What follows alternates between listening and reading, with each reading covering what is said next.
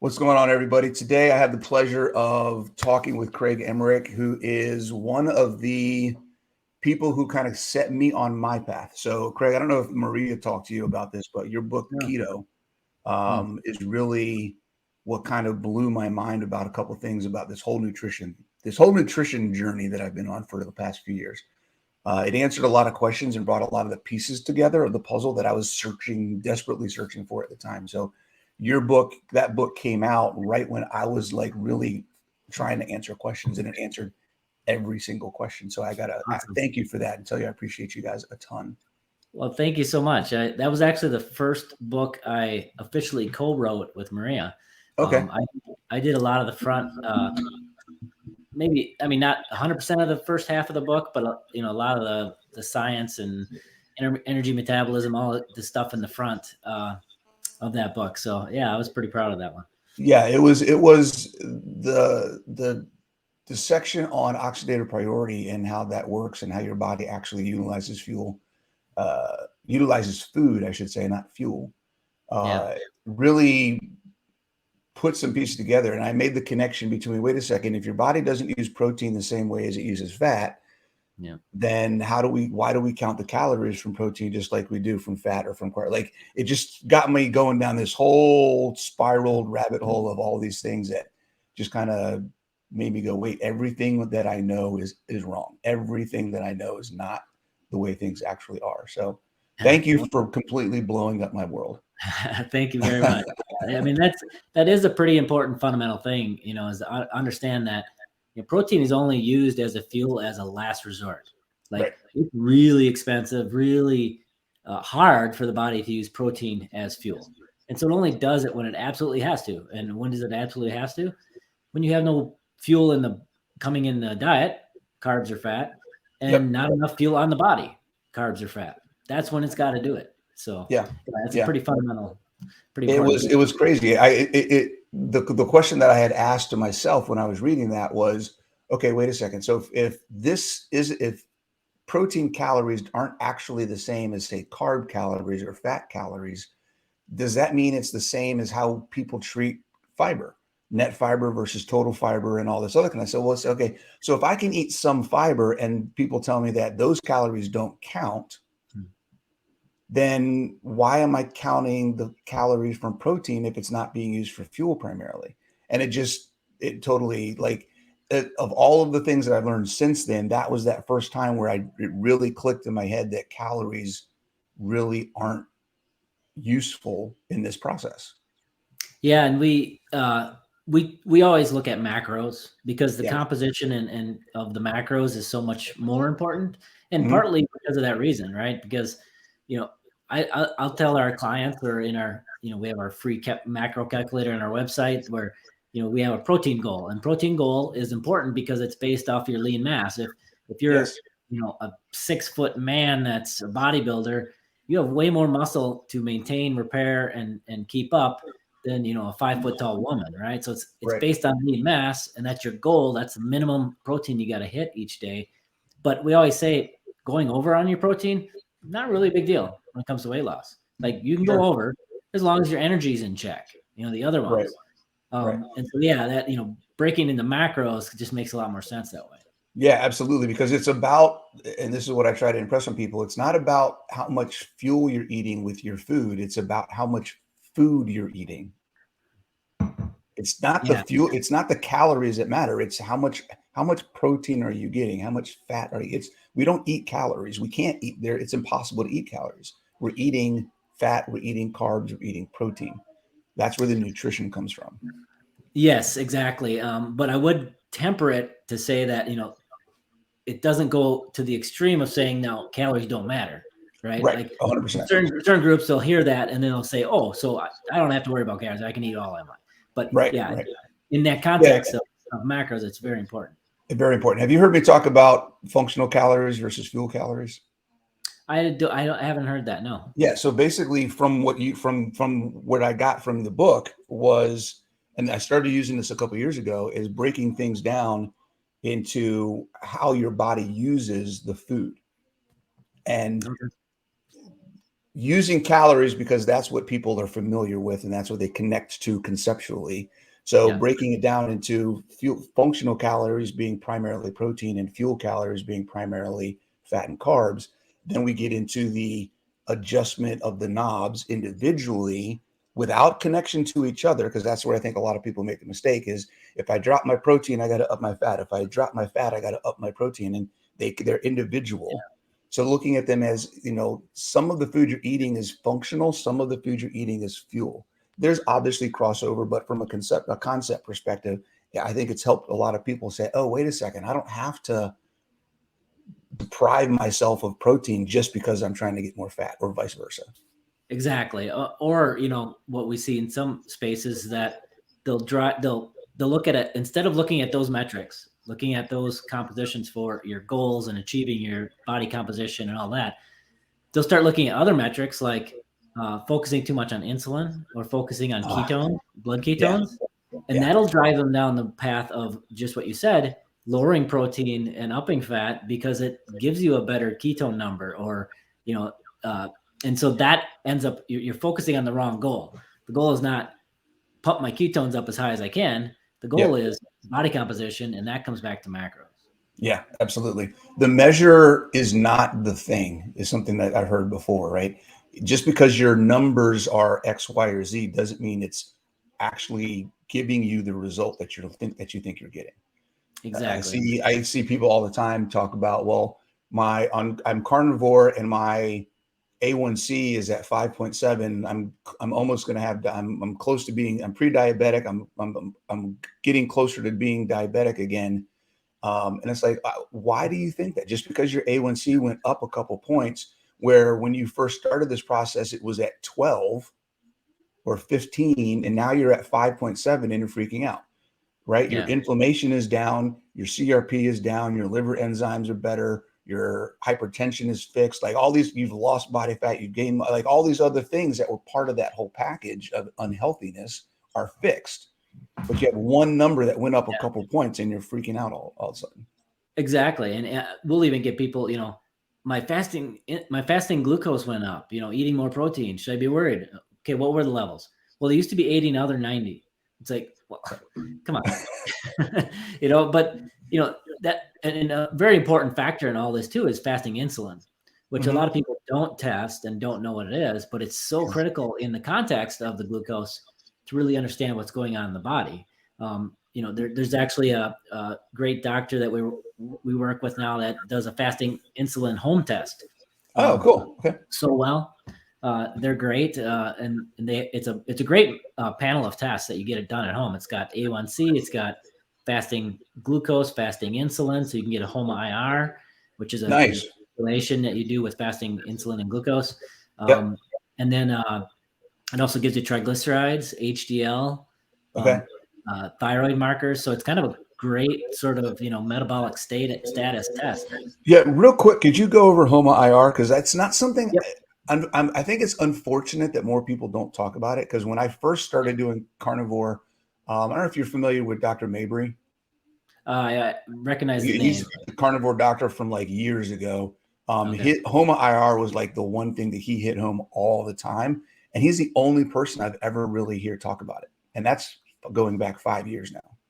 Yeah, it's a pretty important marker, I think, for understanding your insulin resistance status, if you will. So the scenarios I use, and I've done this in some of my presentations, is if you think of a car engine, I kind of bring a lot of things back to a car. I do that all the time. For me, it's pretty easy to understand, as far as the car, how it functions. But if you think of a car and you got your gas or your tachometer, how fast the engine is spinning, and your speedometer, right? And I like to think of those, the speedometer is your glucose, your blood glucose, where it's sitting. The tachometer is your insulin, right? And so if you have somebody who has fasting glucose of like 85, that means you're cruising along at speed limit, on your glucose. But what if your insulin is pegged to keep it at 85? That's not good for your engine. It's like driving around at 40 miles an hour in the red line. You're in first gear on the highway. That's right. And it's not good for the body. And so that situation, you have fairly normal fasting glucose, but say insulin of 20 or 15. Mhm. You calculate the home IR and it's going to be like really high, like 5, 6, whatever the number comes out to. You really Yeah. want to be for home IR, the lower the better. Like 1 is a good, or lower even. Right. Um, and so another scenario, let's say you're eating this lifestyle and your body is sort of there's something called adaptive glucose sparing, especially early on when you go keto, where the body's not using glucose as much anymore. It's kind of shifting to Mhm. use more of the fat. And the muscles prefer burning fat for fuel directly. So they actually resist some of the glucose being used in certain situations. And so you can end up with a little bit higher fasting glucose when you start out. So let's say 90, even 100 for fasting Sure. glucose. But then you look at insulin and it's 2. Yeah, Or it's low. Right. so if you calculate home IR in that scenario, even though your fasting glucose is higher than the other person, home IR is going to be like 0.5. It's going to be Right. totally fine. You're not insulin resistant. You're basically in the car scenario.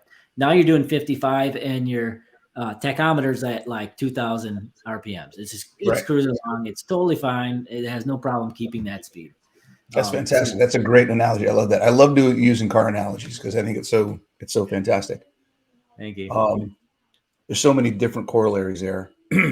Okay, so something that I know Maria probably talked with you about after we were in Costa Rica doing the reversed documentary, which I can't wait for. It's only a few weeks out. It's going to be freaking amazing. Um, Awesome. the there is no consensus, and there's actually a lot of very different recommendations coming out of carnivore influencers, doctors, coaches in the space. And this idea of unlimited fat, and Yeah. that may be that's calling it unlimited fat may be somewhat, you know,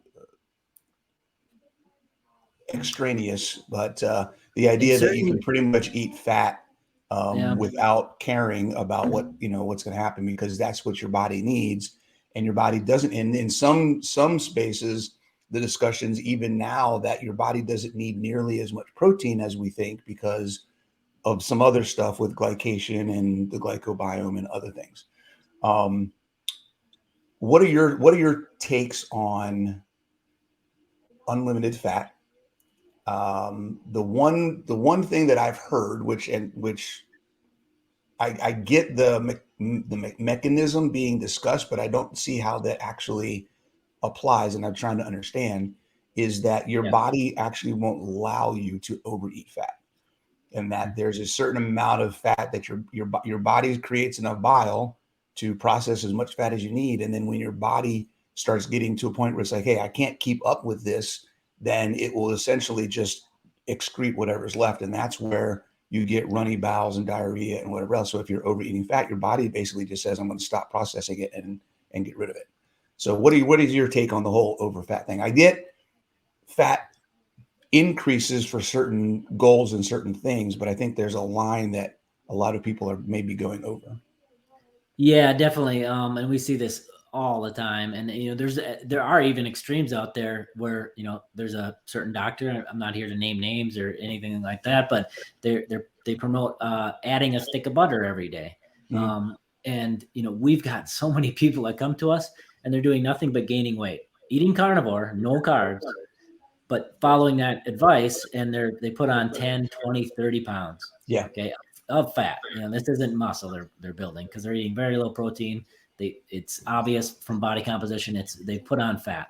And in that scenario, if you're strictly thinking in that terms that your body won't let you eat too much fat, then it should be impossible to gain weight eating carnivore. And we Sure. all know that's not true. I mean, Yeah. it's simply not. I can gain and lose 10, 20 pounds, over the Easily. holidays. I eat zero carb. I always do. Yep. Yep. I just overindulge a little bit or eat fatty or cuts or a little too much dairy or whatever. And Yep. I usually get to Hawaii and I start eating leaner fish, and I eat a lot of fish when I'm there. So and then the weight peels right off. So right. Yeah. It's for me, it's eggs and butter. I go through phases, and I'm actually coming out of an eggs and butter phase where I was doing for like after we got back from KetoCon for the last 2.5 weeks or so, I've been pretty much doing like 20 eggs with, a lot of cookie. I like scrambled kind of runny eggs yeah. with butter, put some butter in there, mix it all up, and some salt. Yep. And I've been doing that for a couple of weeks now, and I've easily put on a couple pounds. And that's the only change I've made, right? So yeah. And so at the end of the day, I mean, let's break it down in a really basic, easy to understand way with respect to energy metabolism, how the body digests things. The food the fat you put in your mouth, once it goes into digestion, it's got two places it can go, right? It can be absorbed in the bloodstream, or it can go straight out you, right? Mm-hmm. The straight out you part, there was a really interesting study that I found that all they varied was the dietary fat, and it varied from like 60 grams of fat a day up to like 100 and I want to say 170. I can't remember the exact numbers in the study. And they measured fecal output. They actually collected the stool, they broke it down and measured how much fat was ending up in the stool. Mm-hmm. In both those situations, the same amount of fat was in the stool. Like 8 grams of fat ended up on average in the stool. Right. Okay. That's it. With a wide range of fat variation. Can you get to a point where you're going to have more going through? Sure. I mean, if you just pumped sugar into your body, you're probably going to start seeing some glucose because you're just overloading the system, right? Yep. You can get to a point with any macro that you're just overloading the system and it can't handle it, and it's going to, kind of flush it out or deal with it. But at reasonable metrics or reasonable amounts, I don't think I think all that's going to get absorbed, right? And so once it's absorbed into the bloodstream, where does it go from there? And that's the key. Fat, when it comes into the bloodstream, there's really only two places it can go from there. One is to be used as fuel, right? It can be burned in the muscle or used in cells and used as fuel. But if it's doing that and your goal is weight loss, you're not burning the fat on the body with fuel. So you're displacing burning that body fat, so that doesn't help with weight loss. Right. Majority of it, though, it gets packaged up into these things called chylomicrons, or a big lipid that helps fat go through the bloodstream, because fat's oil and water, blood don't mix, so you got to package it up. And that goes to storage, so it gets put into your fat cells. So if the fat you eat is either burned as fuel or stored in your fat cells, how does either of those things help with weight loss, right? Again, context here is key, right? And I'm not afraid of fat in any way. Like, sure. In maintenance, it tons of fat. But I will also say about the people, like we were talking, I think a mistake that's made a lot of times is you look at people, influencers and whatnot, and what they're eating today, and try to apply that to somebody who has a completely different goal of weight loss. If you have somebody, today that's eating the fatty ribeyes all the time and adding, like you, eating eggs and butter, you're in maintenance, you're active, you need that energy, right? You don't have a lot of fat on your body, so you don't have a lot of fat to tap into for fuel on your body, so you got to have it in the diet. Somebody who's walking around with 100 pounds of extra weight on their body, they got all the energy they need right there. They don't need it in the diet. It's a completely different goal. And what I think happens in this community is that they see an influencer and they say, here's what I eat in a day. And they say, okay, I'm going to eat that so I look like them. No. Sure. When you get to look like them, then you can do that. Yeah. The corollary that I use is finances. And there's a lot of people who are running around, $150,000 in debt, who are trying to live their life like they have $150,000 extra in the bank. And it doesn't work though. You've got to get yourself out of debt first, get yourself in the green, and then you can start doing things differently. But the process of paying off that debt and getting back to healthy is different than what you can do once you're there. And I think that story definitely does get crossed. Totally. Makes total sense. I also do think, just from another level of nuance and context, is there are cases where I have seen people who start out, maybe they are 150 pounds overweight, And their issue is they're so metabolically dysfunctional that even when they go carnivore, their bodies still just can't figure out how to break that fat down, access it, create ketones, get into that fat burning mode. So doing something where they increase their fat intake or take ketones or do something like that initially, and this is where I think they get mixed up, initially to help that process along. And then their body's like, oh, this is kind of what you want me to do. Oh, I'm supposed to burn this for fuel. Once it gets good at utilizing the fat and ketones that you're ingesting, and now you're creating ketones, now you're in this process, your body's starting to get good at burning fat, then you tailor those off and let it burn the body fat. But I think a lot of people are taking that and just running with it, and they're staying there for and then years, wondering why they're not seeing any major progress. Yeah, exactly. And when we have our macros, I say this as well. In the first couple weeks to month, you might be going over on your fat to satiety and whatnot, and that's fine. Just once you are, because there is sort of a stage to adaptation when you start switching to burning fat as your primary fuel. And there's even been studies that show that the body's actually making more mitochondria in your cells to handle burning fat as the primary fuel. You actually create more mitochondria, then you can utilize more fat directly in your cells. But it's also an interesting point too, is that a lot of people think, oh, I'm keto now, I burn ketones for my fuel. No, you burn free fatty acids primarily as your fuel. What happens is in your fat cells, you've got this thing called a triglyceride molecule, which is 3 free fatty acids linked together by a glycerol backbone. First thing the body does when it wants some fuel is it cleaves off the glycerol, and then they have 3 free fatty acids, which bind to something called albumin, so they can, again, go through the bloodstream, water, oil and water.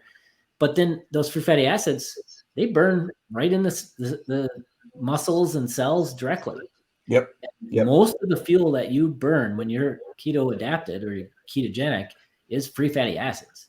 It's only the parts of the brain, heart that prefer ketones that some of the free fatty acids will go to the liver and be converted into ketones because you can't cross the blood-brain barrier. Free fatty acids can't, but ketones can. And so that's really, a little bit of a misnomer too for a lot of people. Yeah, talking about misnomers, I swear Natalie laughs every time I hear this because my brain absolutely explodes every time I hear an influencer, particularly when it's doctors or scientists who refer to as ketosis as being what ketogenic is all about. Yeah. Right. When it's like ketosis, I've heard some people that I really respect. It just drives me crazy talking about saying things like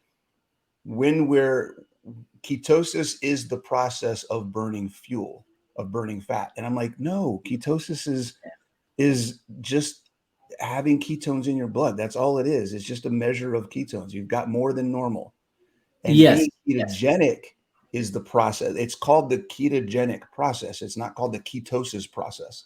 So that really, I think, messes people up when they think that ketosis is what ketogenic is all about. Exactly. And when you think about it in raw terms, and again, I'll bring it back to the car analogy, but I think of your blood, your blood vessels as like fuel lines in the car. You don't want to get too much fuel hitting the engine, right? If you flood the engine with too much fuel, you could blow the engine up. So you kind of tightly manage how much fuel gets to the engine, right? And that's totally what the pancreas is. The pancreas is this fuel regulator in the body. It regulates how much fuel is in the blood, and it likes to really tightly regulate that. Any fuel over that gets too high in the blood can kill you. Too much glucose in the blood can kill you.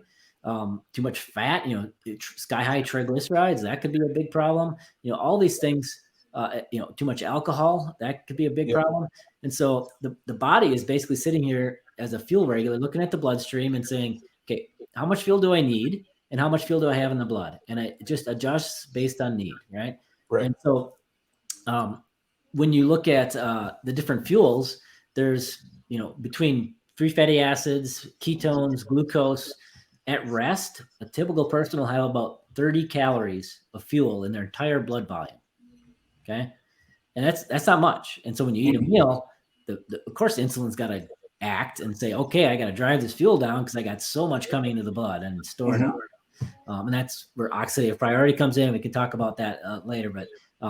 But looking at like a ketone, blood ketones are just the amount of fuel generated, free fatty acids turned into ketones minus the amount of fuel burned, right? Yep. Ketones burned. So you're really only seeing a difference, what's left over. Exactly. And what's important about that too is when you get through the adaptation phase, early on, people will see these higher blood ketones, but all of a sudden after 2 months, 3 months, the blood ketones eating the exact same thing will start to come down.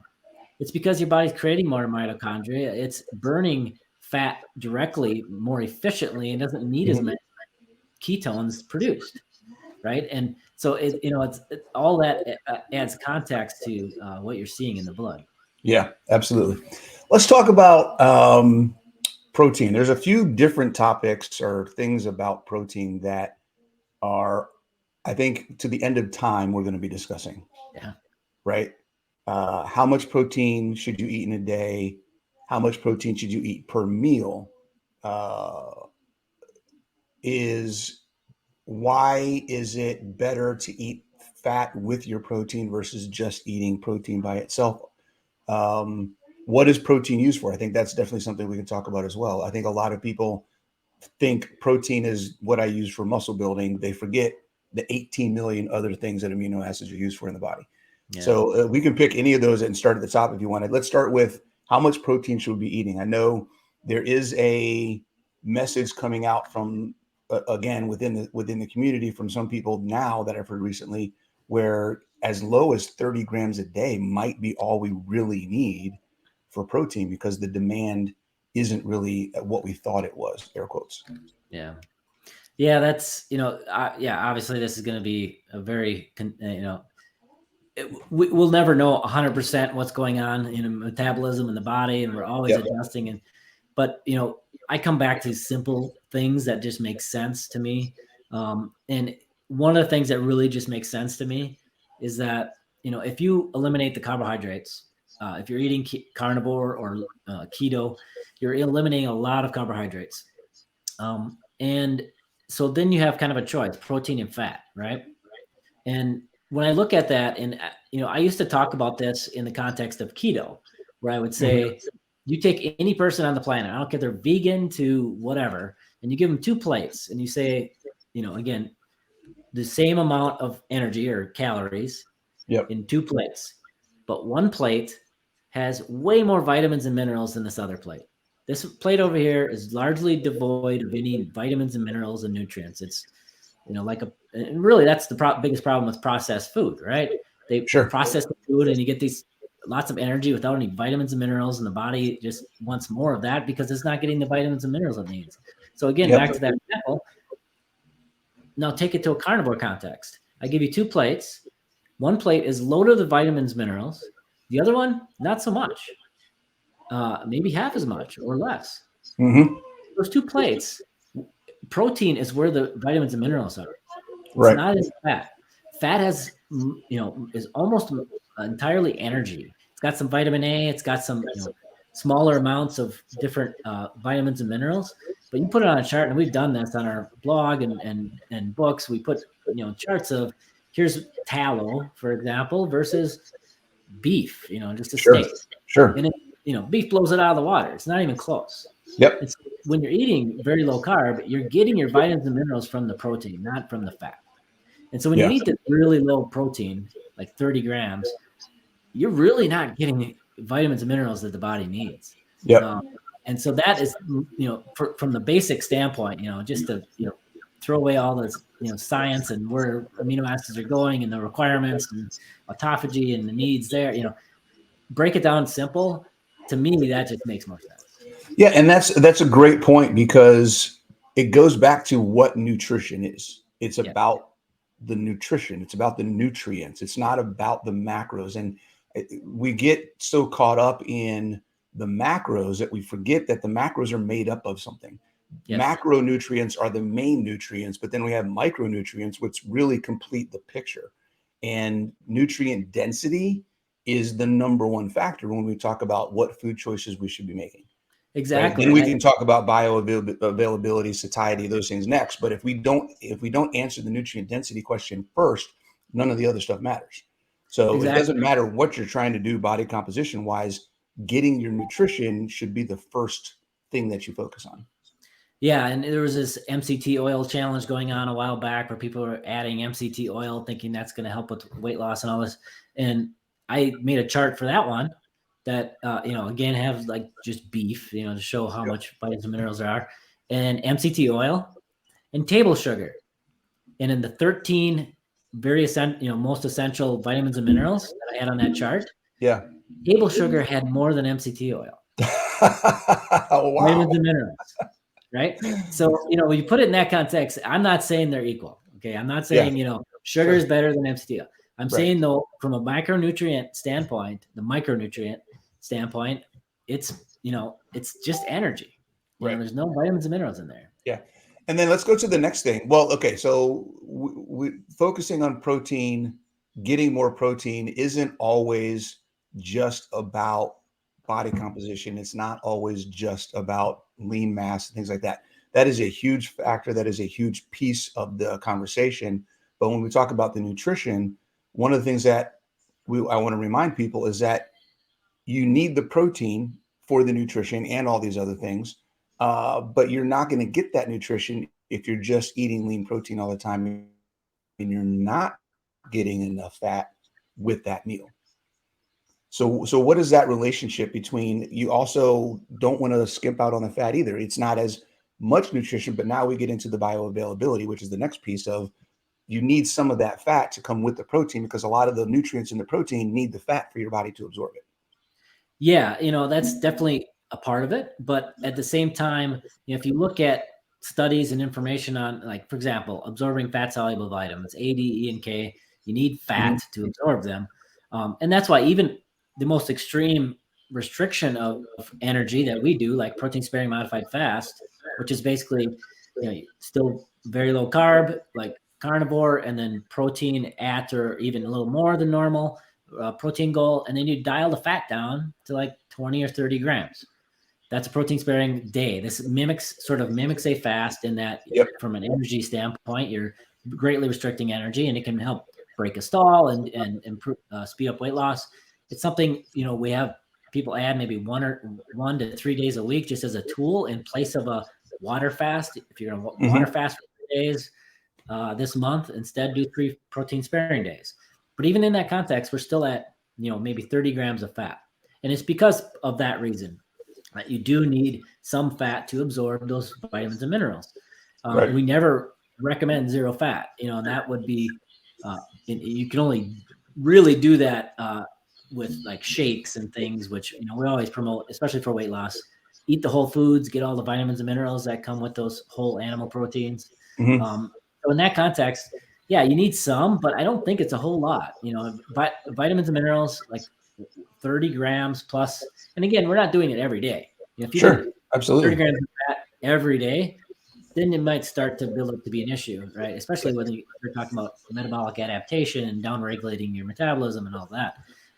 But 30 grams is, we find, from the research I've seen and everything about absorbing fat-soluble vitamins, making, healthy sex hormones, all these hormones are created from cholesterol.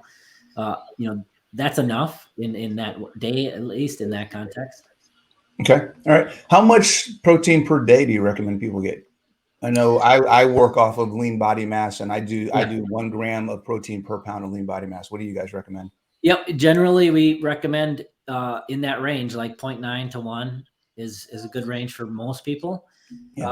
And, again, for people out there that are new to it, it's, if you're 150 pounds, to make the math easy, and you're 33% body fat, that means you're 100 pounds of lean mass.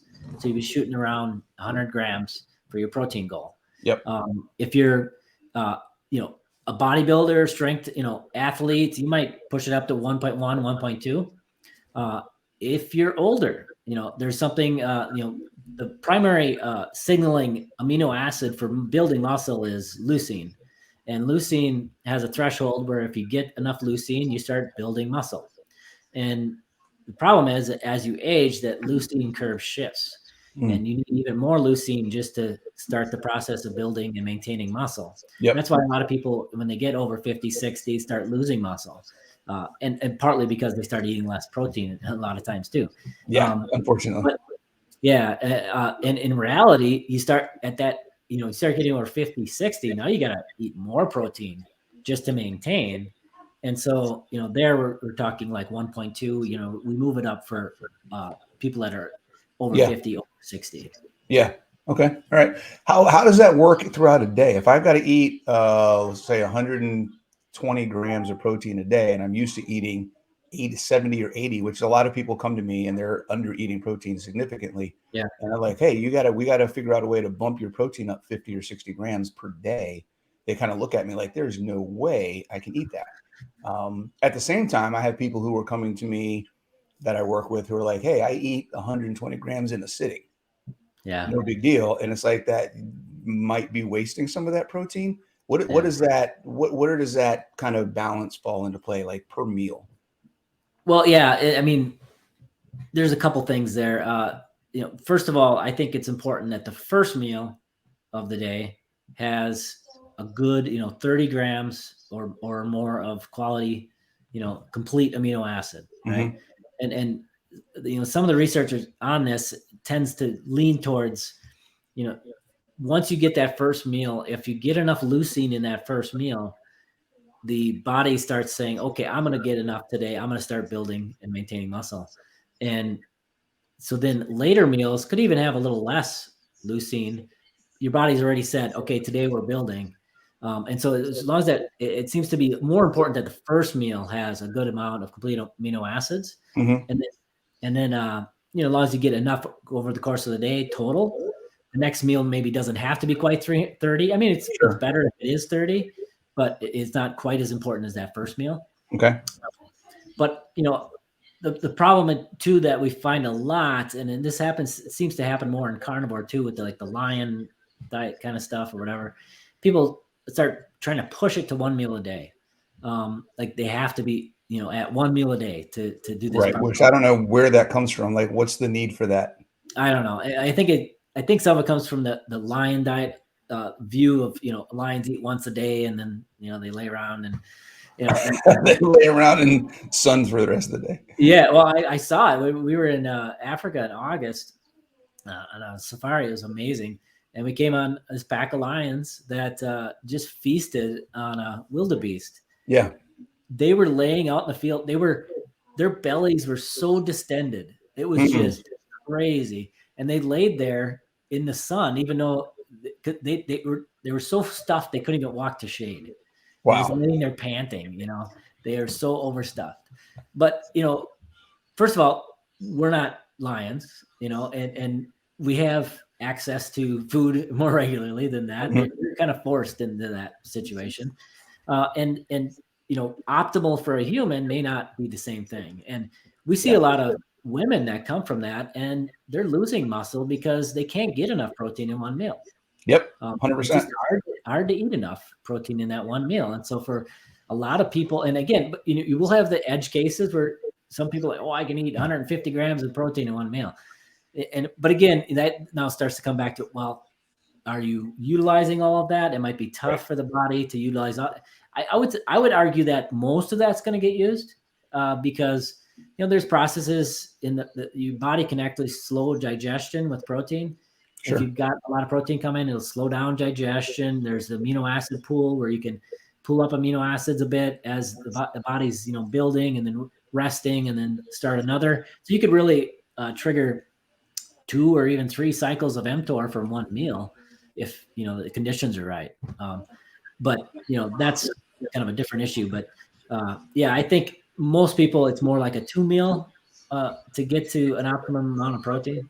Yeah. Yeah. That's where I see most people. Once they figure it out, I would say that pretty much across the board, most people end up doing 2 meals a day. Yeah. That's pretty standard, I think, for where people are. people aren't as hungry as much as they were, when they're eating 3 meals, and Yeah. it's easier to cook, clean, and whatever for 2 meals versus 3. It's easy for a lot of people. 100%. All right. Let's switch a little bit. We've talked a lot about protein. We talked a lot about metabolism, things like that. Let's talk about electrolytes. And one of the things that I see a disparity in the space is there seems to be two groups of people. Some people who seem to do just fine without anything. They drink water, they put some salt on their meat, and they have a blast. And then there's other people who need, like me, if I have less than 5 grams of, like, I do Element. I'm a huge fan of Element. If I do less than 5 packs of Element with whatever salt I put on my food, which isn't a little bit, then I start having issues with cramps and energy and things like that. So what is it about electrolytes? Is some people seem to do great without them, and some people like need to have them in order to feel good. Yeah, it varies a lot, and I think everybody. I would temper a little bit in, there's some areas where they add like no salt, and I think that's not good for the long term. Salt is important to the electrolytes are very important to the body. My aunt almost died because she was doing all the low sodium, low, salt, everything. And she got such a state that she was in the hospital. And, I don't think you want to mess with zero, salt kind of situation and get into some situation, but I think there's a spectrum for sure. And everybody's very different. And there's even a study, and this is, more on people eating standard American diet or whatever, but this study was looking at low salt, the recommended amount of salt and more salt. Okay. And there was 3 defined groups then in this, and it was looking at blood pressure. And so there were groups of people where the optimum amount of were the low sodium people.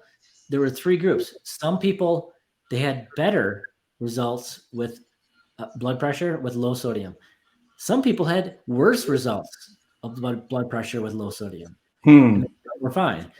On the other end of it, on high sodium, there were some groups, again, where it was inversely proportional, where they actually had lower blood pressure on high sodium. Higher salt. Yeah. Versus, and in another group where they did worse. And so it's really a bio-individuality kind of thing. And we see it again, even in this community. My wife doesn't really supplement a lot of electrolytes. She's pretty liberal on her salting her food and all that, but she's good with that. Me, I like similar to you, I take like 3 elements a day. I'm not very super active with my disease, but I take probably 3 elements a day, and I feel great there. There's people like Dave Feldman, our friend. Right, he's doing 12 grams of salt. Oh, he's got salt pills just popping all the time. His photo with his hand of his food. Yeah. And next to it, there's like these 4 little pills, and everybody's like, "What are those pills?" They're 1,000 milligram sodium pills, and he's got like 4 or 5 of them sitting there next to his food. Yeah, and I tried keeping up with him once, and it's too much. Yeah, and that's where he feels his best. So it's very much about finding what works for you. Generally, we say to start around 4,000, 4,500 milligrams of sodium is a good starting point for most people, and then adjust from there based on your symptoms. Yeah, 100%. Yeah, I'm in that. I recommend 3 to 5 grams and see what works. 3 for an average. Like, you're not super active. If you're super active, you're working out, then it'd start at 5 and see where it goes from there. And you may need to drop it down. And that's I think that's the biggest mindset shift a lot of people need to make, is that all of these things that we're talking about and recommending are just starting points. Yeah, exactly. You have to be able to make adjustments. Just because we're on YouTube saying you should be getting 3 to 5 grams of sodium per day doesn't mean that's where you have to live. And if it doesn't work, something's wrong. Yeah. It might be 2.5 for you. It might be 6.5. Like, you got to play around with it and make adjustments. Yeah, you never know. And that's why we're big proponents of, like blood markers for electrolytes don't really tell you a lot. It doesn't tell you what's getting in the cells and getting stored and associated with water and all that. But, symptoms are always going to tell you what's going on in your body. And so we're big proponents of go by your symptoms. If you're not feeling right, adjust. Yeah. Let's talk a little bit. We talked about this before, energy metabolism, what that is, and how the body. We talk about oxidative priority. We talk about how the body utilizes macronutrients and fuel, but understanding, and this is for me, really for people that are listening from the fitness perspective, and understanding that when we do exercise, traditional exercise science and discussions around exercise and activities focuses on three metabolic pathways, the phosphogene system, lifting heavy, using stored ATP in the cells, the glycolytic system, which is processing glycogen for, more intense short-term activities like a HIIT workout or something like that. And then oxidative, which is the fat burning zone where your body's primarily burning fat. If you could kind of explain how those are things that happen, but they're really all more gears within the same process than they are individual processes. Yeah, even the person out there eating blizzards all day and all of that, they're burning some fat and they have some ketones in their blood, right? Yeah. So it's a much lower level than somebody eating keto or carnivore, but they're still using the different fuels. It's just a partitioning or prioritizing of fuels in the blood and using different proportions of them at all times. You're using all fuels at all times in your body. Yeah, because even if we're just as an example, even if we're doing what something that would be typically called glycolytic work, right? We're sprinting, we're doing a CrossFit workout, or doing something that's a high intensity interval training, something like that. We're burning glycogen, air quotes, but that glycogen's got to come from somewhere, and that's coming from the byproducts of ketogenesis, right? I've got lactate, I've got acetate, I've got acetoacid. All these things are breaking down, going into from one cycle into another to produce the glycogen that my body needs. So even if I'm doing glycolytic work, that glycogen's coming from fat. So I'm also burning fat because I'm utilizing fat in that pathway. So just helping people understand, like, you're not ever just doing one of them. Well, and let's bring it back to protein and talk about the high blood ketones and all that we were just talking about earlier. Yeah. And what's another role for protein in the context of a carnivore or keto diet? It's to supply some of the glucose that the body needs, right? Again, even when you're deep ketosis and all this, you still have some glucose being used in the body, and especially if you're active, you got to have some glucose around. If you're eating zero carbs in the diet, eventually when the glycogen is depleted, especially in the liver, you've got to make some glycogen. You got to make some glucose. And the only way the body can do that, well, the primary way is going to be converting protein into glucose, gluconeogenesis. But here's another important aspect of that. Some people will say that fat burns in the fire of glucose, of carbohydrate, and there's a reason for that, and that's the Krebs cycle, which is the cycle of creating ATP, creating energy in the body. The first step of bringing in fat is to bind it with oxaloacetate. What is oxaloacetate? It comes from glucose. So one of the reasons that you'll see high blood ketones in the early stages of going keto is because the body is used to all this glucose being used, right, and supplied through now you cut all the glucose off. You cut all the carbohydrates. The body is running low on glucose. And so it's having a hard time making enough oxaloacetate to burn fat directly.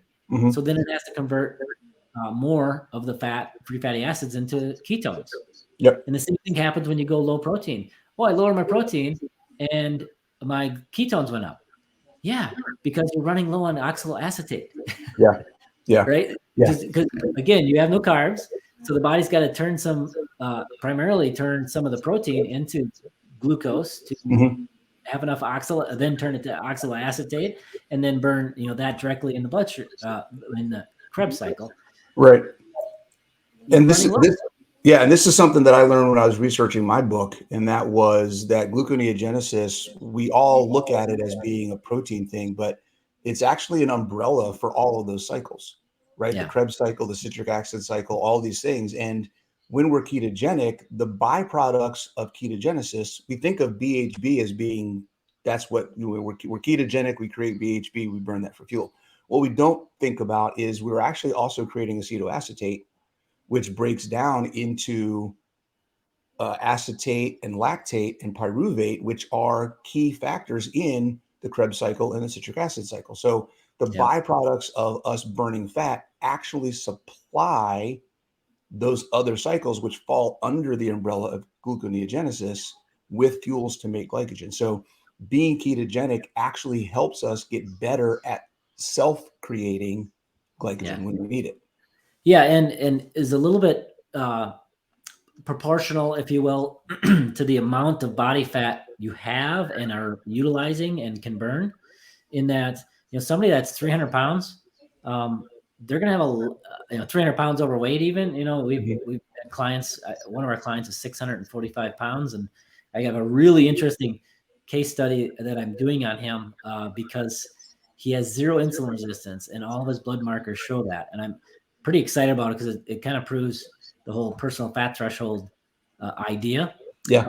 But back to what I was saying is if you have a ton of fat to utilize, that glycerol backbone on the triglyceride molecule, well, you cleave that off and it goes in the bloodstream. Three glycerol molecules can be made into a glucose molecule. So that provides some of the glucose that the body needs. It's not enough to not use any protein, to turn into glucose. Again, that's why when you lower protein too much, you start getting this elevated ketones because the oxaloacetate's going down. But there's maybe 10% of the fuel in that triglyceride molecule is basically glucose. So that's another way you can produce that. So we talk about the use of the protein in the body. We talked about gluconeogenesis and its role there. We talked about muscle protein synthesis. What are other things that the body uses protein or amino acids for that I think we need to discuss? Because the two things we already talked about is where everybody's looking, and there's all this other stuff happening over here that nobody's thinking about. There's so many little processes, cellular turnover and rebuilding, like autophagy. You need amino acids to help turn over your cells. And one of the things that's really amazing about autophagy to me is that the Yossi Umanura, I think his name is the Nobel Prize winner for autophagy. He's working on autophagy. He estimated that every 4 months we turn over all of our protein cells through autophagy. And that's somebody not fasting, eating the standard American diet. Yeah. So, promote speeding up autophagy, like you're going to rebuild all your cells in like 4 months. Why do we have to speed that up? Yeah. And that's interesting when we talk about autophagy, that protein has a role in that because we're essentially rebuilding, we're creating new, which protein, it's an anabolic, autophagy is like one of those crossovers between anabolic and catabolic processes. It's both kind of in the same cycle. So if protein is something that is needed for autophagy, then fasting to improve autophagy seems counterproductive. Somewhat, yeah. You're gonna be burning. Okay. I never really thought about it that way. Yeah, more of the good cells are gonna get burned to make more glucose and all of that. So, there are some situations, cancer, where you want to get rid of some cells, right? And in certain situations where longer term fasting might be appropriate. But in this context, I don't think it really is worth the negative, which is losing muscle. Yeah, absolutely. So autophagy is something that we need protein for. And then there's hair and skin. All day long. I've seen the things of how many pounds of skin you shed, in a month or a year or whatever it is. It's kind of gross, isn't it? Yeah, it is. It's got a lot. I saw another thing, like what percentage of the dust in your home is actually just skin shed. Yeah. But where's that? That's protein. That's a lot of protein that needs to replenish and build your skin, build your hair, build your nails. There's also, so many things in the body. Like you talk about peptides or even insulin. Insulin is basically a protein molecule. All these things that the body needs are, lipoproteins. What is it? It's protein that's used to package up the particles, right? And right. I mean, there's so many things in the body that require protein. That are all amino acids. Two of the other things that when I, again, looking through stuff for my book, enzymatic function, enzymes, all of the things in our body that actually catalyze, if that's even the right word, all the catalysts in our body to initiate biological function are proteins. Yeah. Right. Lipase. I mean, all of these things that we talk about. Well, how do we break down fat? How do we start this process of digestion? How do we do this? It's all based, they're all coming from amino acids. Yeah. And it all kind of comes back to what we initially started talking about is, protein's kind of this different thing. It's used for all of these things, right? Where primarily carbs and fat are the fuel sources. There's definitely some component like certain hormones, you need cholesterol and things, but as far as if you look proportionally, I mean, protein is off the charts compared to the other two as far all as the other stuff. Yeah. Well, and then on the hormone side, I think people don't realize there's fat hormones and there's fat-based hormones, and then there's protein amino acid-based hormones. And the ones that really get me is when people are telling women, particularly premenopausal, perimenopausal, hey, you shouldn't be eating so much protein. You shouldn't be worried about building muscle. You need to reduce your stress, they're doing all of these things on one side. And thyroid hormones come from amino acids. So they're telling through menopause, whose thyroids are going crazy right now, in that process, taking on a lot of extra work. They're saying, don't eat the one thing that's going to help maintain your thyroid hormones. Exactly. Yeah. I mean, it's crazy that, we have, if you look at all these components, all the things we just listed, then we go back to all of the vitamins and minerals that are in the protein. I mean, I don't see how you don't make protein the focus of your plate. I don't see it. Yeah. Build everything off of there, and then you can adjust. Yep. Awesome, man. Do you have anything you want to leave people with? No, I think we covered a lot of great stuff. A lot of good stuff. If anybody wants to find us, ketomaria.com is I put links to all of our stuff and social media and everything there. Yeah, and I'll get all that stuff from you, and I'll put it all down and everything else, man. You got anything coming out? Any new books? Any projects you guys are working on? We have a carnivore ebook coming out pretty soon. Yeah, new carnivore ebook. So that'll be kind of cool. Maria's a whiz with coming up with recipes and stuff. People like carnivore.